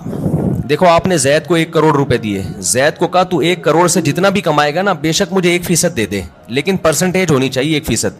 اس کا فائدہ کیا ہوگا؟ وہ 1 کروڑ پہ آپ کو 1 لاکھ دے گا نا, آپ کو فوراً پتا چل جائے گا وہ کمبخت 99 لاکھ کما رہا ہے. سمجھ میں آ رہی ہے بات؟ سود خور یہ وہ اپنا پروفٹ بتانا نہیں چاہتا. 1% بھی دے گا نا آپ کو یہ تو پتا چل جائے گا نا جب 1% 1 لاکھ ہے تو اس کا مطلب باقی 99 کتنا ہے؟ وہ 99 لاکھ ہے. اس کا مطلب یہ گھنا میرے 1 کروڑ سے 99 لاکھ کما رہا ہے اور مجھے کتنا دے رہا ہے؟ 1 لاکھ. لیکن اگر سودی نظام ہوگا, آپ نے زید کو 1 کروڑ روپے دیے, آپ نے کہا مجھے ہر مہینے 1 لاکھ دے دینا, تو کتنا کما رہا ہے مجھے اس سے غرض نہیں ہے. وہ 1 لاکھ روپے لا کے دے گا, آپ گلے ملیں گے, شکریہ ادا کریں گے, کتنا نیک آدمی مجھے 1 لاکھ روپے دے رہا ہے, اور وہ بھی روتے ہوئے دے گا یار کاروبار کا تو بیڑا ہی غرق ہو گیا, لیکن میں تجھ سے وعدہ کیا 1 لاکھ لے لے.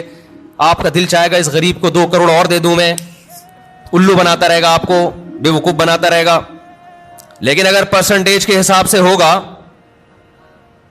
تو آپ نے جب زید کو 1 کروڑ دیے, آپ لوگ کو سمجھ میں ہی نہیں آ رہا تو بزنس کہاں سے کرو گے جو تمہاری سمجھ میں اتنی باتیں نہیں آ رہی.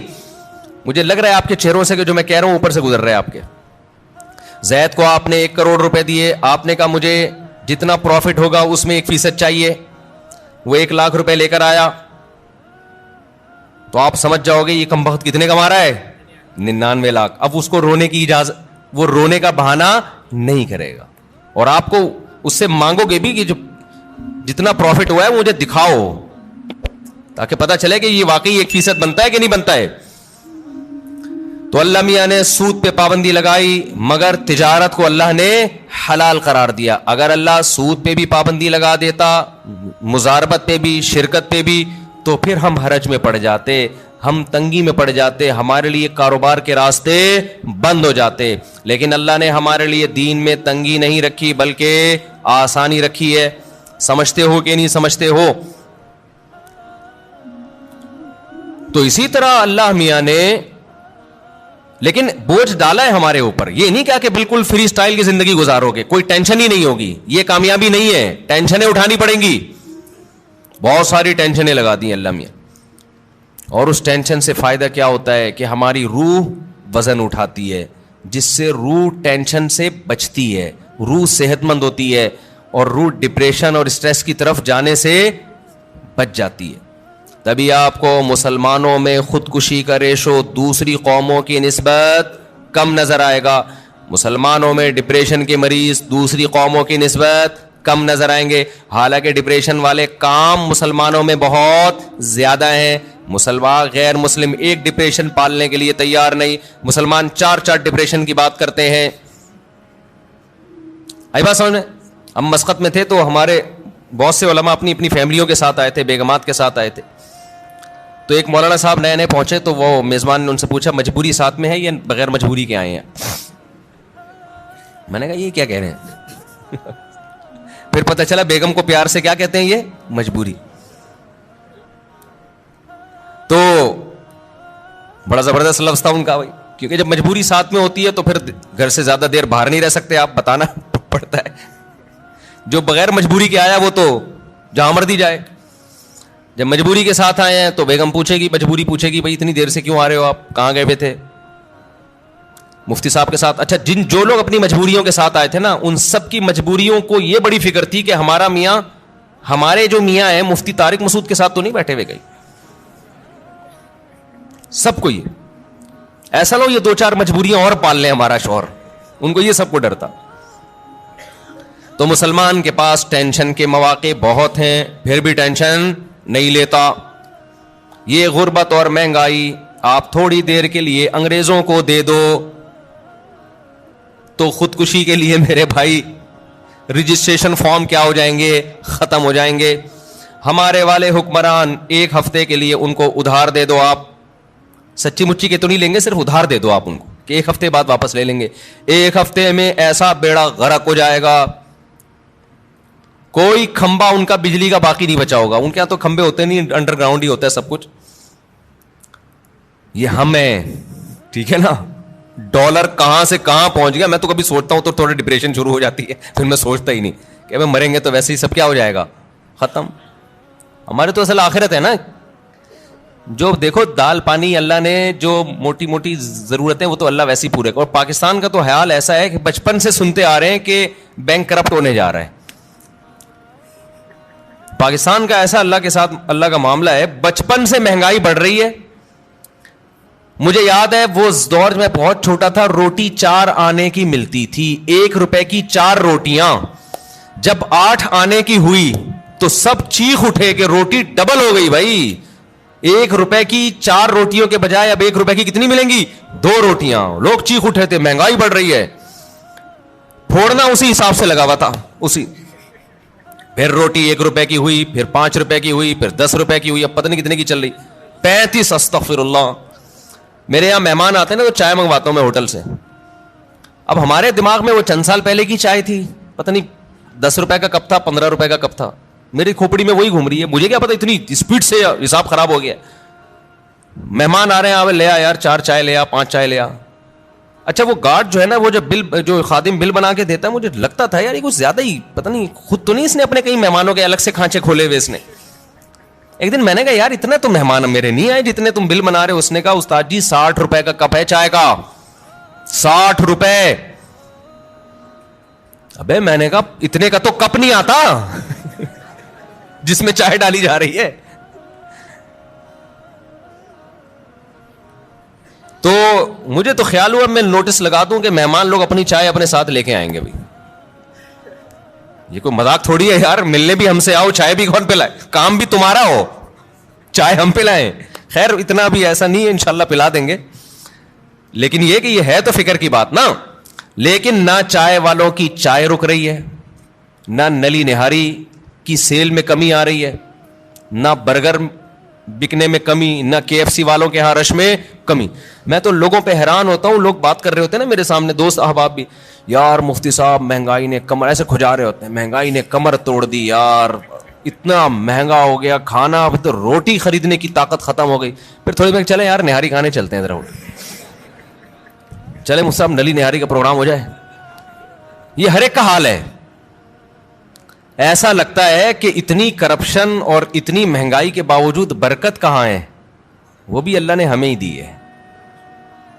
لوگوں کے چہرے کھلے ہوئے ہیں ماشاءاللہ, پیٹ بھرے ہوئے ہیں. ہوٹل کے باہر جاؤ ایسا لگتا ہے فری میں بانٹ رہا ہے, پاؤں رکھنے کی جگہ نہیں ہے. مہنگے سے مہنگے ہوٹل جاؤ وہاں بھی یہی حال ہے. میں نہیں کہہ رہا کہ جو غریب ہیں وہ ختم ہو گئے, نہ, جو بیچارے سفید پوش غریب ہیں ان کے گھروں کے حالات بہت خطرناک ہیں.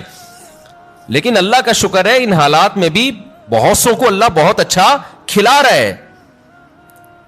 تو بھائی مسافر خانہ ہے نا یار, اور کیا کرنا ہے, کھا پی لو, سونے کی جگہ مل گئی, مہنگائی گئی تیل لینے, ٹھیک ہے نا. ہماری زندگی کا جتنا کوٹا ہے ہمارے مرنے سے پہلے انشاءاللہ ہم پورا کر کے جائیں گے. اگلی نسل کا بیڑا غرق ہوگا, وہ اگلی نسل جانے, وہ ہمیں کیوں بھائی, اللہ اس کو بھی کھلا دے گا. پھر اگلی نسل کا کام ہے کہ وہ ووٹ اچھے لوگوں کو دے. ہم تو اس نسل کو بھگت رہے ہیں. ہم نے اتنے بڑے بڑے جرم کیے, ایسے ایسے حکمرانوں کو اپنے اوپر مسلط کیا, پھر بھی اللہ ہمیں کھلا رہا ہے.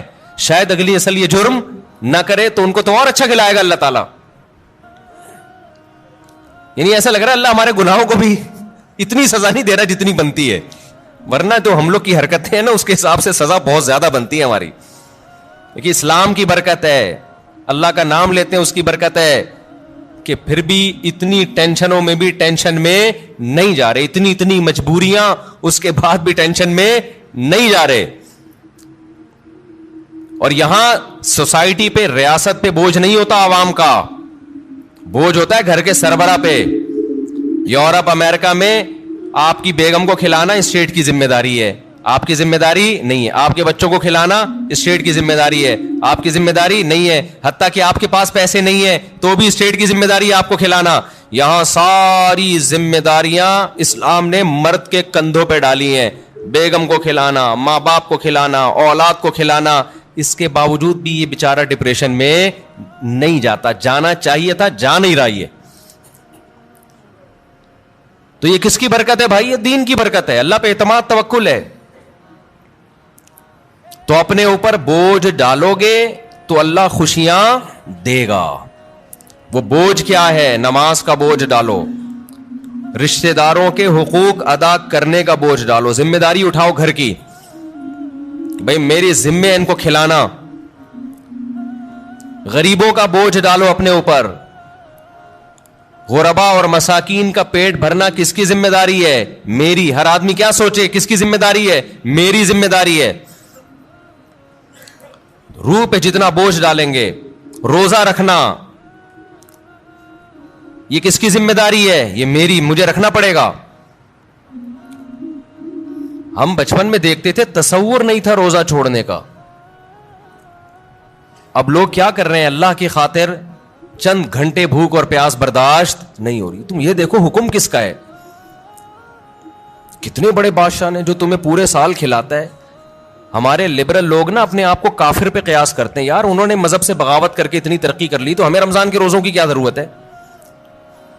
بھائی انہوں نے مذہب سے بغاوت کے ساتھ خدا سے بھی بغاوت کی ہے، یہ ذہن میں رکھو۔ خدا اپنے باغیوں کو معاف نہیں کرتا، یہ تو دارالامتحان ہے۔ لا یغررک تقلب الذین کفروا فی البلاد، قرآن کہتا ہے جو اللہ کے نافرمان ہیں ان کی زمین میں عیش و عشرت دیکھ کر تم کبھی بھی متاثر مت ہو، یہ تمہیں دھوکے میں نہ ڈال دے۔ متاع قلیل، یہ دنیا کے چند دنوں کے چند ٹکے ہیں، یہ کچھ بھی نہیں ہے۔ ثم مأواہم جہنم، اس کے بعد ان کا ٹھکانہ کیا ہے؟ جہنم کی آگ ہے۔ تو ابھی سے نیت کر لے، رمضان میں انشاءاللہ بھرپور طریقے سے روزے رکھیں گے، ایک روزہ بھی ضائع نہیں کریں گے۔ وقتی ٹینشن ہے روزہ رکھنے میں، لیکن نبی صلی اللہ علیہ وسلم نے فرمایا للصائم فرحتان، روزے دار کو اللہ دو خوشیاں دیتا ہے۔ ایک خوشی تو آخرت میں ملے گی جنت کی صورت میں، ایک خوشی افطار کے وقت۔ سارا دن آپ اپنے کھانے پینے پہ کنٹرول کرتے ہیں۔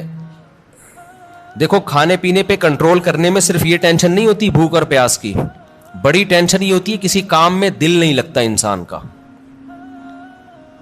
روزہ رکھے نا کوئی بھی کام تمیز سے ہوتا نہیں، عادت ہی نہیں ہے۔ جن لوگوں کو صبح ناشتے کی عادت ہے، ناشتہ کر کے آفس جاتے ہیں، بڑے فریش ہوتے ہیں، وہ ناشتہ کیے بغیر جا رہے ہوتے ہیں۔ جن لوگوں کو عادت ہے شام کو سٹا لگانے کی، چائے و پینے کی، وہ بغیر چائے کے، تو زبان خشک اور وہ آہستہ آہستہ، باڈی کی تو ضرورت نہیں ہوتی اتنا کھانے پینے کی، لیکن عادت۔ تو لائف کہتے ہیں نا بورنگ لائف ہو جاتی ہے، بور ہونا شروع ہو جاتے ہیں، کسی کام میں دل نہیں لگ رہا۔ لیکن جب اللہ تعالی ہمیں افطاری کے دسترخوان پہ بٹھاتے ہیں، چند نوالے پیٹ میں اترتے ہیں، کیسی طبیعت فریش ہو جاتی ہے۔ یہ عام دنوں میں طبیعت میں یہ لذت انسان محسوس نہیں کرتا۔ تو اللہ نے کیا فرمایا، نبی نے کیا فرمایا کہ ایک روزے دار کو جو خوشی ملے گی وہ آخرت میں ملے گی، اور ایک خوشی دسترخوان پہ جب وہ افطار کرتا ہے وہ بھی بڑی مزے کی خوشی ہوتی ہے۔ اور میں آپ سے ایک گزارش کرتا ہوں، اس کا مذہب سے براہ راست تعلق نہیں ہے، میڈیکل سائنس سے ہے، لیکن مذہب بھی صحت کو کی ترغیب دیتا ہے نا صحت بنانے کی۔ رمضان میں ایک کام آپ کر لیں، تھوڑا کھانے پینے پہ کیا کر لو میرے بھائی، کنٹرول کر لیں۔ ہوتا یہ ہے کہ صبح سحری سے لے کے رات تک، مغرب تک جب ہم بھوکے پیاسے رہتے ہیں، ہماری باڈی کا فیٹ ختم ہونا شروع ہوتا ہے، باڈی نتھرنا شروع ہوتی ہے، جسم کی زکوٰۃ نکلنا شروع ہوتی ہے، جسم فریش ہونا شروع ہوتا ہے۔ اس کے بعد جو حساب کتاب افطار کے وقت میں پھوڑنا پھاڑنا ہوتا ہے، اس سے باڈی کی ایسی کی تیسی ہو جاتی ہے۔ رمضان میں ہارٹ اٹیک کے واقعات میرا خیال ہے عام دنوں سے زیادہ ہی ہوتے ہیں۔ بھائی اللہ میاں نے کھانے کی چھٹی دی ہے، پھوڑنے کی چھٹی؟ کھانے اور پھوڑنے میں کیا ہے؟ بولو، فرق ہے۔ نبی صلی اللہ علیہ وسلم نے فرمایا بدترین برتن جس کو بھرا جائے نا وہ انسان کا پیٹ ہے۔ کوئی برتن فل بھرا ہوا اللہ کو اتنا برا نہیں لگتا جتنا انسان کا پیٹ برا لگتا ہے اللہ کو۔ میں نہیں کہہ رہا کہ حرام ہے زیادہ کھا لیں آپ، حلال حرام کی بات نہیں ہے، ناپسندیدہ شریعت کی نظر میں بہرحال ہے، حرام نہیں ہے. اب آپ کہیں گے بھوکے پیاسے بھی کھانے بھی نہیں دے رہے اللہ میاں, ابھی بھی پابندیاں لگا رہے. اللہ پابندی نہیں لگا رہا, لگا کھا لو, پھوڑ دو, جتنا پھوڑنا پھوڑ دو, پڑے ہوئے خود ہی ہو گئے نا, پھوڑ دو. حرام نہیں ہے لیکن پسندیدہ کام نہیں ہے. تو رمضان میں آپ اپنے آپ کو عادی بنا سکتے ہیں کم کھانے کا, اچھا کھانے کا. میں بھی سموسے پھوڑتا ہوں, پکوڑے پھوڑتا ہوں, لہذا میں آپ کو یہ کہوں کہ سموسے نہ کھائیں, پکوڑے نہ کھائیں, یہ غلط ہو جائے گا. جب میں کھانے لگوں گا میرے گھر والے میرا ہی بیان چلا دیں گے کہ آپ خود لوگوں کو بول رہے ہو کہ سموسے مت کھاؤ اور خود کیا کر رہے ہو, کھا رہے ہو. لہذا میں ایسی بات کیوں کروں جو میں خود نہیں کر رہا. لیکن ہم سب مل کے عزم کر لیتے ہیں آپس میں کہ تھوڑا کیا کریں گے, کنٹرول. میں بھی کوشش کروں گا. اب گھر والے کہیں گے بیان دیکھو, میں کہا میں نے کوشش کا وعدہ کیا تھا, تو کوشش ہی تو ہو رہی ہے کہ میرا ہی بیان مجھے ہی سنایا جا رہا ہے. کوشش کی جا سکتی. سموسے بھی کھا لیں اعتدال سے. میں نے بہت دیکھا ہے لوگوں کو افطاری میں بہت زیادہ پھوڑتے ہیں, مسائل کھڑے ہو جائیں گے آپ کے لیے. شربت پہ شربت پیے جا رہے ہیں, چینی کے نا پیے جا رہے ہیں, کولڈ ڈرنک پہ کولڈ ڈرنک پیے جا رہے ہیں. اچھا کمال کی بات یہ کہ افطاری میں طبیعت سے پھوڑتے ہیں, پھر نماز کے بعد آ کے کھانا کھاتے ہیں. یہ آج تک کم از کم میری کھوپڑی میں یہ چیز نہیں آئی ہے کہ اب کھانا کیسے کھا رہے ہو یار. یا تو ایک کھجور سے روزہ افطار کیا ہوتا ہے, نماز پڑھ کے آگے کھانا کھاتے ہیں. یہ بہت جگہ ہم نے دیکھا ہے, افطار پارٹیوں میں بھی ہوتا ہے. پہلے افطار پارٹی میں کیک, پیسٹریاں, سموسے, پکوڑے اور چکن اور کیا کچھ ہوگا, وہ کھانے کے بعد چلو جی اب جماعت سے نماز پڑھے, اب کھانا لگا ہوا ہے. اب مجھے کہہ رہے تھے وہ کھانا لگا دیا. کھانا کیسے, یہ کیا کھایا ہم نے بھائی. ایک آدمی نے کم از کم 6 سموسے کھائے ہیں اور اتنے پکوڑے کھائے ہیں, تو اب کھانا کیا. تو لوگ کہتے ہیں کھانا روٹی سالن کو کہا جاتا ہے اور چاول کو کہا جاتا ہے. یہ جو ہم نے کھایا ہے کھانے سے پہلے, جو نماز سے پہلے افطاری میں, یہ روٹی سالن نہیں تھا. یہ سموسے, پیسٹریاں, پکوڑے اور پتہ نہیں رول اور کیا کیا چیزیں آ رہی ہیں, یہ تو وہ تھا. پیٹ جو ہے نا, پیٹ, اس کو نہیں پتا کھانے کی ڈیفینیشن ہندوستان اور پاکستان میں کیا چل رہی ہے اس وقت. پیٹ یہ دیکھتا ہے کہ اوپر سے کوئی چیز آ رہی ہے, اس کو ہضم کرنا شروع کر دو. پیٹ اسی کو کھانا کہتا ہے. نہیں آئی بات میرا خیال ہے. ایک دفعہ ہمارا پشاور جانا ہوا تو ہمارے کچھ میزبان تھے, وہ ماشاءاللہ پٹھان لوگ تو ویسے ہی بڑے سخی ہوتے ہیں. انہوں نے کیا کیا, میرے لیے نا دیسی مرغیوں کی وہ لا کے رکھ دی. دیسی مرغیاں نا روسٹ, بڑی زبردست تھی وہ, رانے اس کی بھنی ہوئی. ہم نے پھوڑ دی. وہ ماشاءاللہ بڑے ہیوی کھانا تھا, تو میں نے اچھی طرح طبیعت سے کھا لیا, بڑا مزہ آیا. میں تو کہا ہو گیا کھانا بھائی, اتنی دیر میں اب کھانا آ رہا ہے. اب میں مجھ پہ نا, کیونکہ وہ پھر کھلاتے بھی زبردستی ہیں, مجھ پہ راشا تاری ہو گیا. میں نے کہا اللہ خیر کرے اب کیا ہوگا. انہوں نے کہا وہ سب کھانا. میں نے کہا بھائی ہمارے اندر تو طاقت نہیں ہے. انہوں نے کہا تمہارے باپ کو بھی کھانا پڑے گا. ان کا یہ الفاظ نہیں تھے لیکن اسٹائل اسی قسم کا تھا. وہاں ایسا نہیں ہو سکتا کہ کھانا آئے اور آپ نہیں کھاؤ. پھر ہم نے کھایا, تھوڑا سا کھایا. تو افطاری میں کیا کر رہے ہوتے ہو بھائی, تو آپ بہترین آپ تجربہ کر کے دیکھ لو میرے مشورے پر. افطاری میں شربت نہ پیو. آپ, میں آپ کو بتا رہا ہوں, آپ کا دماغ ایسا فریش ہو جائے گا نا, آپ کہو گے واہ مزہ آ گیا بھائی. اکثر آپ نے دیکھا ہوگا افطاری کرتے ہی لوگ ٹن ہو جاتے ہیں, دیکھا ہوگا نا. مغرب کے بعد گھر جاتے ہیں, بستر سے اٹھا ہی نہیں جاتا. پھر تراویح میں ایسے جھوم رہے ہوتے ہیں جیسے جن پر لگتا ہے کسی نے کوئی قبر سے مردہ اکھاڑ کے لا کے یہاں کھڑا کر دیا ہے. یہ حالت ہوتی ہے. آپ کو جو نیند آتی ہے نا, میٹھا کھانے سے آتی ہے, خوب سمجھ لیں, کارب لینے سے آتی ہے. آپ اپنی خوراک میں کاربوہائیڈریٹ کو کم کر دیں, آپ فریش بھی ہوں گے, نیند بھی نہیں آئے گی, جسم کو طاقت پوری ملے گی. آپ افطاری میں تجربہ کر کے دیکھ لیں, میٹھے میں صرف کھجور کھائیں آپ افطاری میں, اس سے نیند نہیں آئے گی. کھجور میں کوئی الگ ٹائپ کا میٹھا ہوتا ہے. آپ نے افطاری میں شربت نہیں پینا, آپ نے افطاری میں روٹی چاول نہیں کھانے, تھوڑے سے کھا لیں آپ, زیادہ نہیں کھائیں. کھجور کو فوکس کریں آپ, جو چنے کی چاٹ وغیرہ ہے نا اس کو فوکس کریں, وہ کھائیں, پیٹ بھی بھر جائے گا آپ کا. سفید چنا نہیں آتا اور کالا چنا, اس کی کوئی مزے کی چاٹ یا لوبیا کی چاٹ بنا کے وہ پھوڑ دیں آپ. پیٹ بھی بھرے گا آپ کا. لیمن پی لیں, لیمن, لیمو کا تھوڑا سا, بے شک تھوڑی بہت چینی ڈال, وہ بغیر وہ اس کے پیا نہیں جاتا, شہد ڈال دیں اس میں تو زیادہ اچھا ہے, وہ پی لیں آپ اپنے خرچے پہ. یہ سارے کام اپنے خرچے پہ کرنے ہیں, ایسا نہ ہو مجھے فون کر رہے ہو ہم نے آپ اتنا کچھ انتظام کر لیا ہے پیسے بھجوا دیں. تو کھجوریں پھوڑ دیں آپ افطاری میں, اور چاٹ واٹ سے پیٹ بھر لیں آپ, یہ چنے کی چاٹ وغیرہ سے نا, دہی بڑے وغیرہ سے, اس سے پیٹ بھر لیں آپ, تو آپ کو نیند نہیں آئے گی, آپ فریش ہو جاؤ گے, طاقت بھی پوری ملے گی آپ کو. اور یہ جو افطاری کر کے ٹن ٹن سے گھوم رہے ہوتے ہیں نا, اور تراوی میں بھی ادھر ادھر جھوم رہے ہوتے ہیں,